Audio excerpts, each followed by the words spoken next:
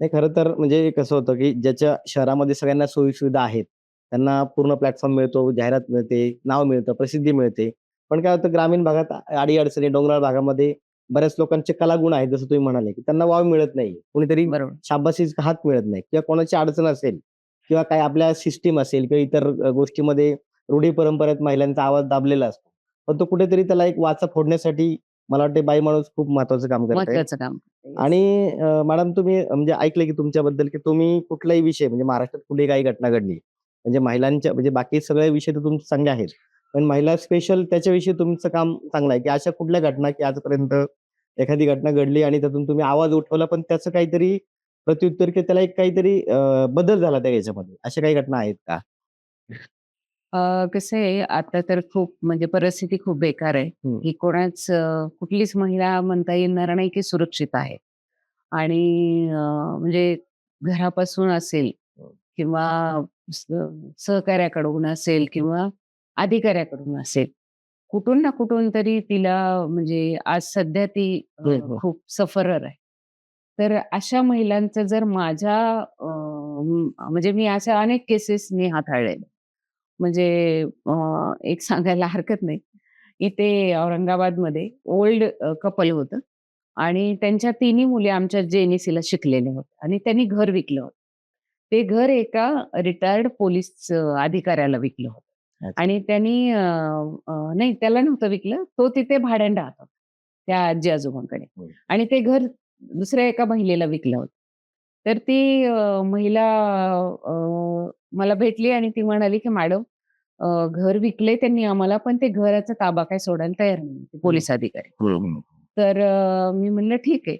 आणि आज एक मला 8 दिवसापूर्वी अशी गोष्ट मला समजली होती आणि त्याच्यानंतर काय झालं, की दोघा नवरा-बायकोंना जे की ओल्ड होते, त्यांना त्या अधिकाऱ्यांनी बाहेरून कुलूप लावलं आणि घरात कोंडून टाकलं. अरे वाह! आणि त्या लोकांनी बोराडे सरांना फोन केला, जे की आमचे ट्रस्टी होते हं. आणि ते काहीतरी अमेरिकेला चालले होते आणि त्यांनी एअरपोर्टवरून मला फोन केला, की अच्छा. "रेखा असं-असं आहे आणि तू जरा तेवढं बघशील."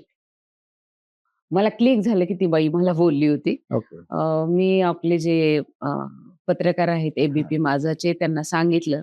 हं. ते गेले तिथे. त्यांनी शूट केलं पूर्ण.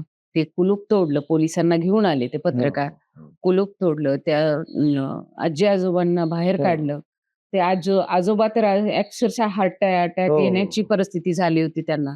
त्यांना ॲडमिट केलं. त्यांचं कोणीच नव्हतं इथं. हं, हं, हं. त्यांच्या मुली तिन्हीही अमेरिकेला होत्या. अच्छा. आणि ते सगळं सॉल्व्ह झालं. त्या माणसाने घर सोडलं. हं. आणि सांगायला हरकत नाही, की ते दोन्ही आजी-आजोबा हं. आमच्याकडे मी आणि तो पत्रकार दोघांकडे असं म्हणजे कॅश घेऊन आले. अच्छा. आम्हाला देण्यासाठी बक्षीस म्हणून. बरोबर. हां, हां. तर आम्ही म्हणलं, "तुमच्या मुलीसारखे आम्ही आहोत. बरोबर आहे. आम्हाला काही हे नको.